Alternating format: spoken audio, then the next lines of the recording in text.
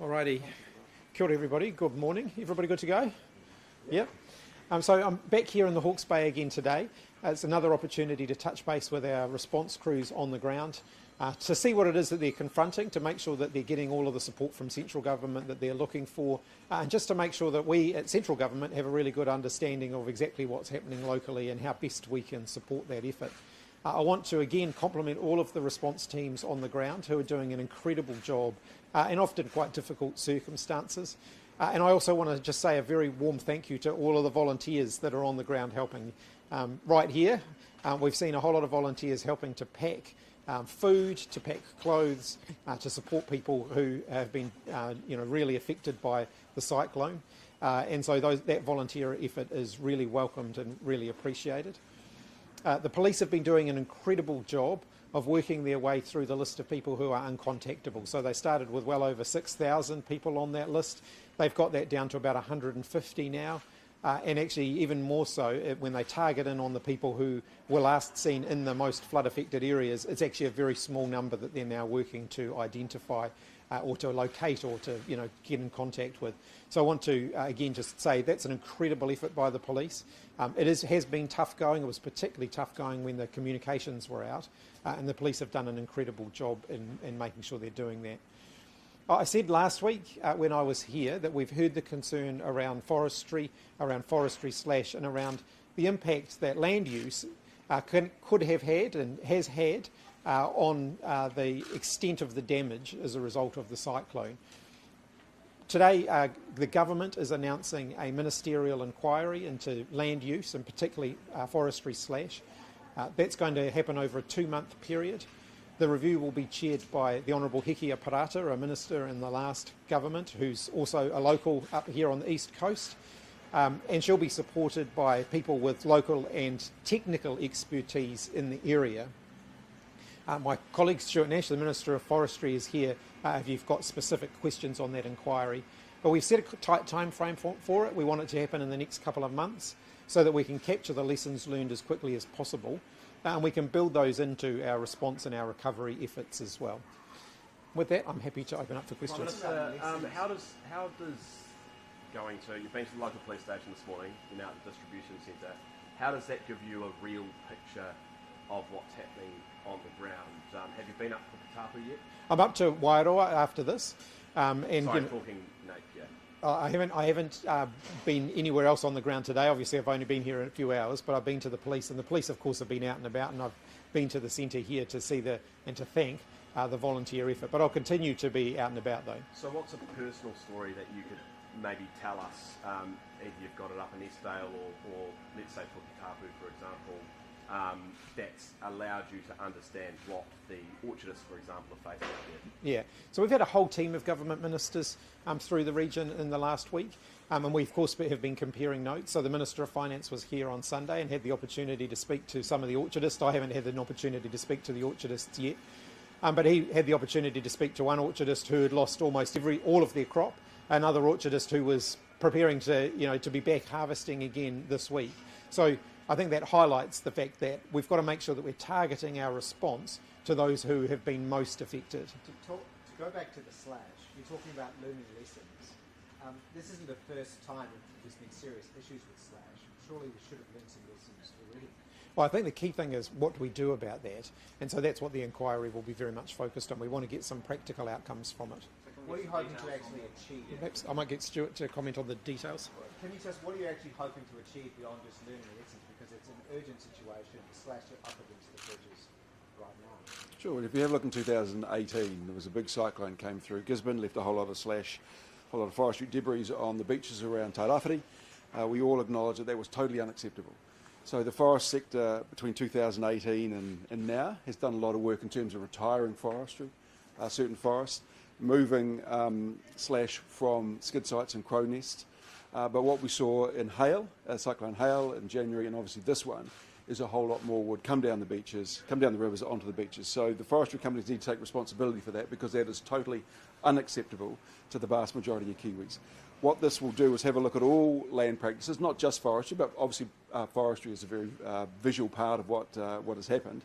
Make recommendations, work with key stakeholders to see where we can get this right And we're not saying that forestry is not the answer, because I do believe that forestry is the answer.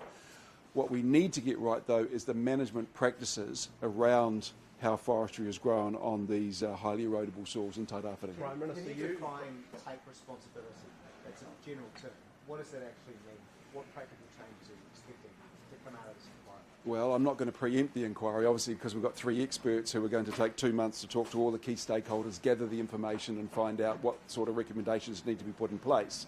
But please be assured that we heard the 10,000 residents of Tairāwhiti say we need to have an inquiry into this practice, and we want to have a series of recommendations that come out of that key stakeholders and forestry companies can implement. We've heard that. We're putting this inquiry in place, and out of that will come a series of recommendations that we will be very keen to implement, but I don't want to preempt what they may be at this Prime point. Minister, Just on the forestry. Forestry first, yeah. What exactly does it look like? Public consultation? What are we talking about here? Well, you've got 3 very experienced people who, obviously, as the Prime Minister mentioned, you've got Heke Parata, who is well networked into that community. You've got a guy called Bill Bayfield, who ran the Christchurch Regional Council during the earthquake, and also a couple of other regional councils, and you've got a forestry sustainability expert. What I expect they will do is talk to all the key stakeholders, analyse the data. As mentioned, these are experts in the RMA, the forestry and community field, and then out of that will come a series of recommendations that as a government we will take a look at and look to put into either the NESPF, which is the National Environmental Stand for Plantation Forestry, or the council can build into their plans. But again, at this point, I don't want to preempt what will come out of that.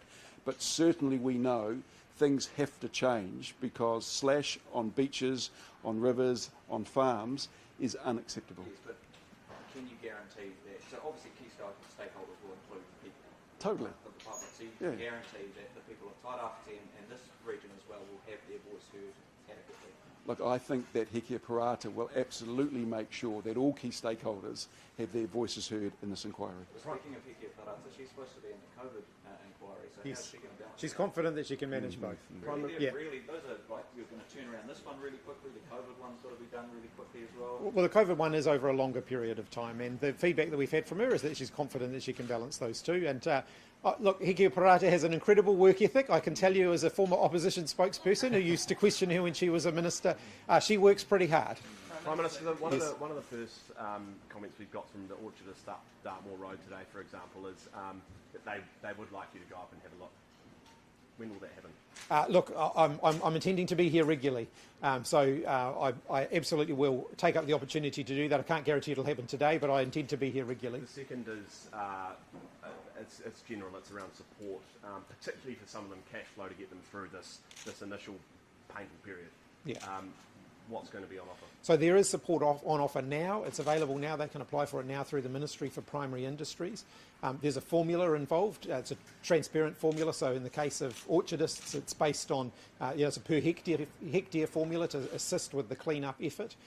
So I'd encourage them to be accessing that at the moment. One of the challenges with something like a wage subsidy, for example, is that, as we know, some of these businesses are actually back up and running now, and they're looking for workers, because they've got to get on with their harvesting. Others of them have been really affected, and a wage subsidy isn't necessarily the best support that they're looking for at the moment. So what we're trying to do is make sure that we're getting the support to those who need it in a form that's going to be the most useful to them. You just missed crime on the ground earlier this week as unsubstantiated rumours. No, that's not true. That's not true. That isn't actually what I said.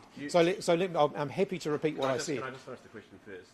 We have first-hand accounts of roading crews having firearms pointed at them. Yeah, And the messaging, part of your messaging, in a direct quote, was unsubstantiated. yeah. My concern here is that people need to report those incidents to the police.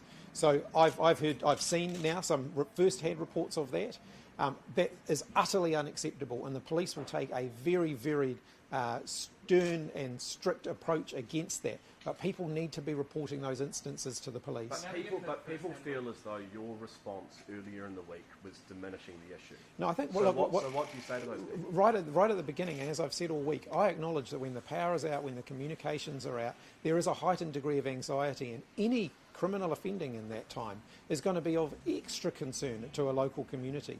That's the reason that we've got 145 extra police from outside the district, in the district here at the moment, helping on the ground. And we will keep that coming as necessary. The local police commander has basically been told that whatever resource is required, the rest of the police force will make sure that that's being delivered here on the ground. So we've got those extra police staff on the ground here. Police will absolutely be stamping down on any criminal activity that's been happening. So to go back to the support, Yes. we were talking about support before. We're talking to locals today who feel that the government, central and local government, is not there for them, and that a lot of the work that they're doing is actually on their own back, and they're having to go back to work next week. They're in tears. Is the government actually doing it?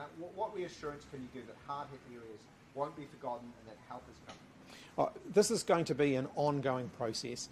It's not all going to be over in a matter of weeks. It's going to take months and in some cases years before everything gets back to normal. We are in this for the long haul. We will support these communities that have been affected to get back up and running again and to try and get life back to something that looks like normal as quickly as possible. But then we will also be here for the recovery and the rebuild as well. Will the government consider putting more boots on the ground and taking up overseas offices of people to help?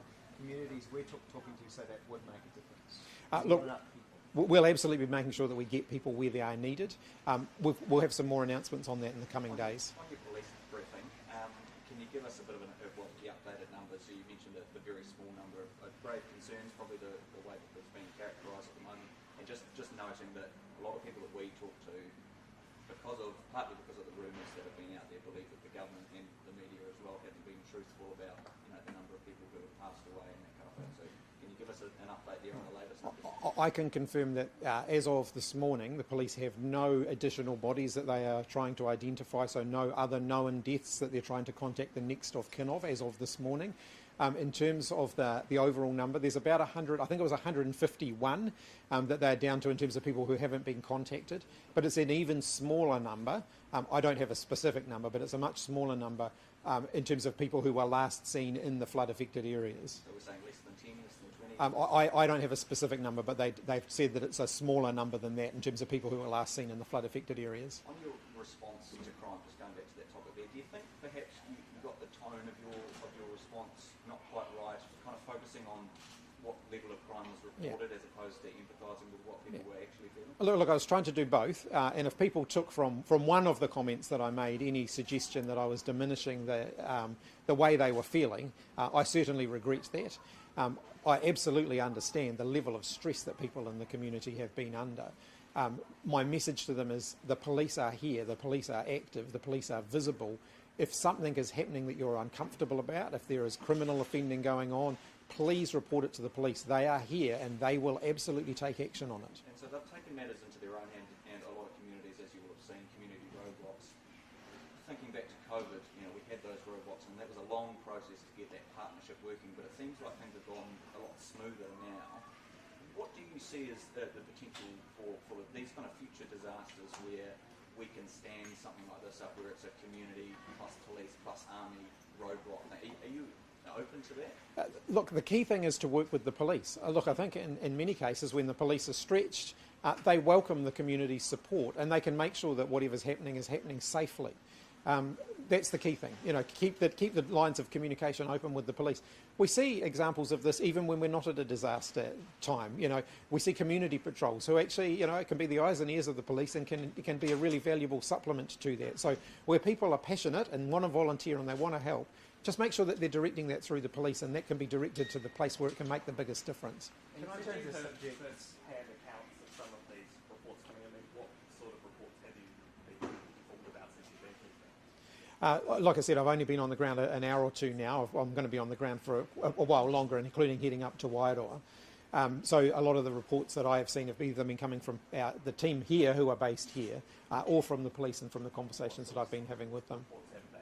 Look, the police are reporting that there is there is a greater degree of concern and anxiety within the community, but they are also reporting that any crime that is reported to them, they are following up on, and they are confident that they will, as they do, hold those accountable. Sorry, Hold those responsible accountable, I should say. I think what Stuart's asking is what are the nature of those crimes? Well, look, people have seen the nature of them reported in the media. I'm not going to. I can't do the police's job for them. No, but you've had a conversation with them this morning. So. Yeah, and again, I'll let the police share that information. That's their job, not mine.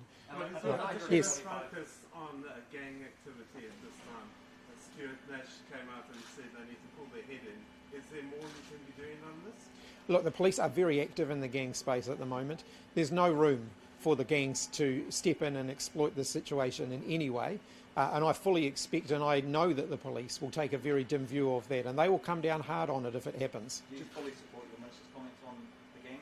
Look, I don't have any time for the gangs. I would far rather that they found something useful to do with their lives. So have you been advised of, because this is, again, one of the rumours that we hear is that the gangs are incorporated in the level of crime that we're seeing here. Have you been advised of how much participation they have? No, it's difficult to put a specific number on it. The police certainly reported in the early days some heightened degree of tension between the gangs. They have also reported that in the last few days that seems to have quietened down a little bit. But like I said, I don't have a lot of time for the gangs at all. I would far rather that those people got on and did something useful and constructive with their time. Just a civil. Yes. And the Philippines, have you been advised whether the body of the New Zealander killed in the Philippines is on its way home and the killer has been caught? No, sorry, I haven't. What can you say to the family? Look, obviously my sympathy is with the family. I don't have a recent update on the facts of that case. But clearly, in any of these situations, it's incredibly distressing for the families. Just and a on civil Papua New defence. Guinea and the captured pilot, what is the government's position on West Papua independence? Our position has not changed on that matter, and we certainly are not going to change our international foreign policy based on hostage taking. We've never done that in the past, and we're not going to do that now. I can't comment on the specifics of the individual case at the moment. When it's appropriate, when there's an appropriate opportunity to do that, that doesn't compromise any work that's been undertaken there, then I'll do that. But at the moment, I'm not in a position to provide further comment on it. Just a civil defence question.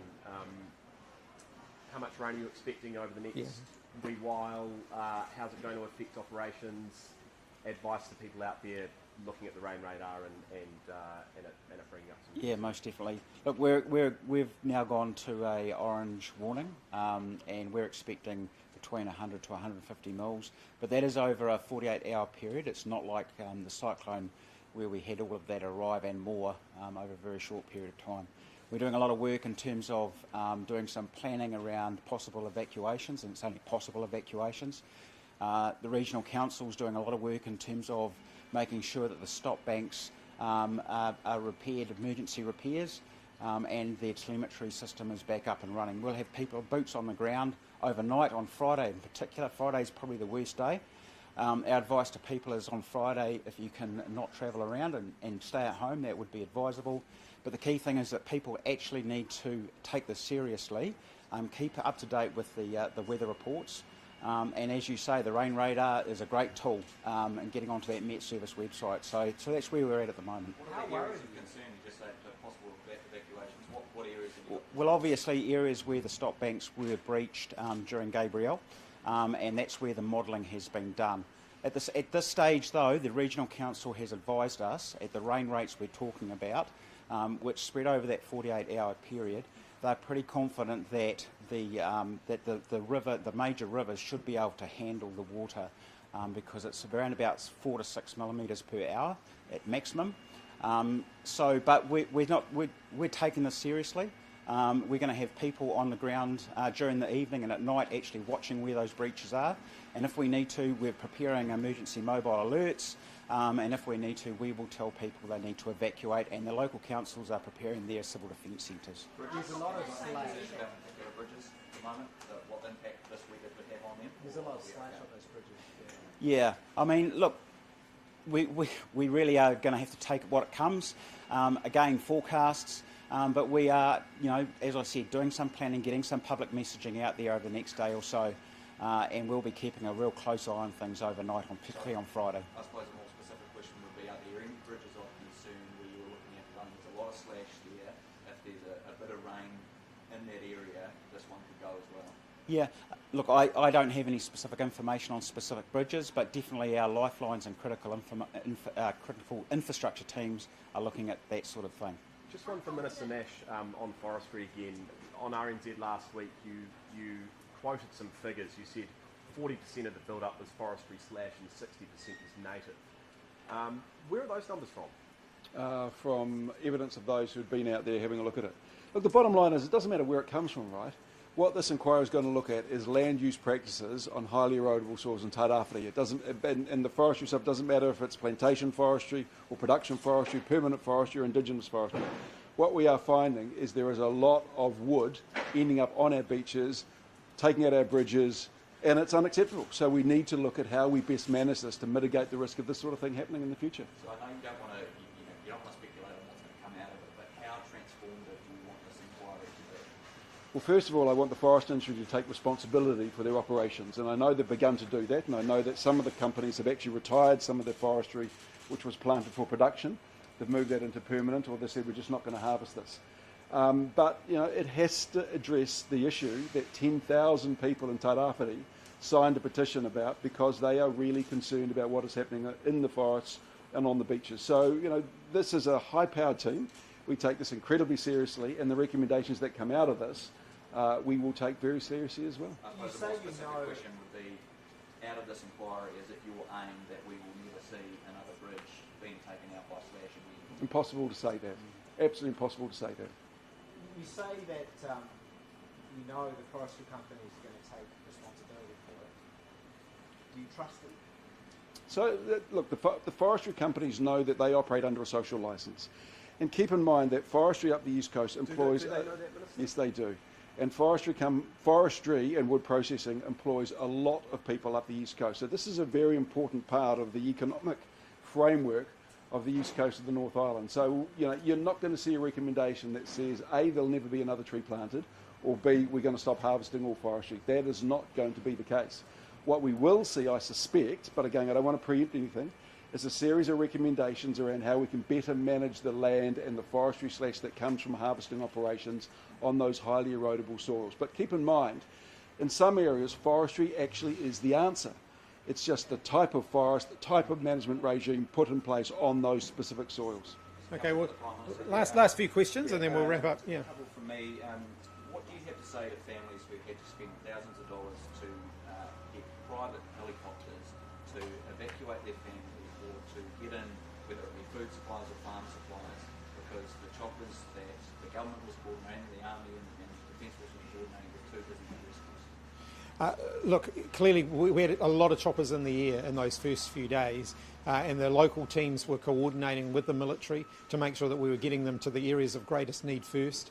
I absolutely acknowledge that there was the private sector effort contributing to the rescue response and to the immediate need response as well, and I thank them for that. So is the government going to pay them back? Because, we heard from you just a couple of days ago, we heard that we had enough choppers on the ground.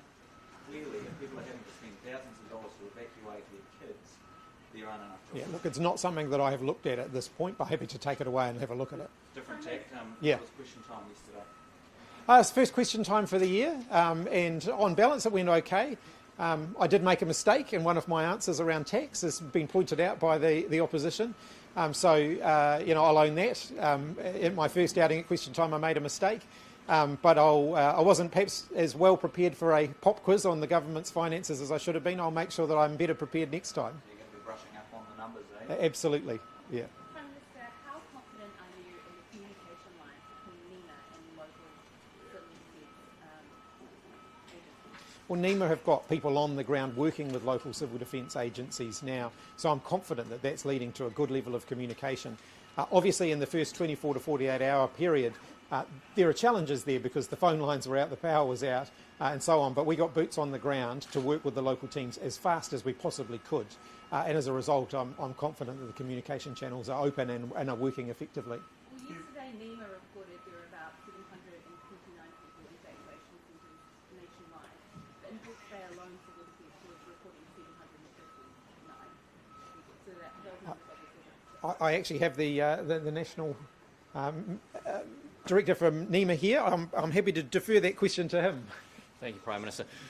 Look, the numbers do move around a bit. I'm standing next to the group controller. We've got a significant number of NEMA staff here and have since the beginning of the event.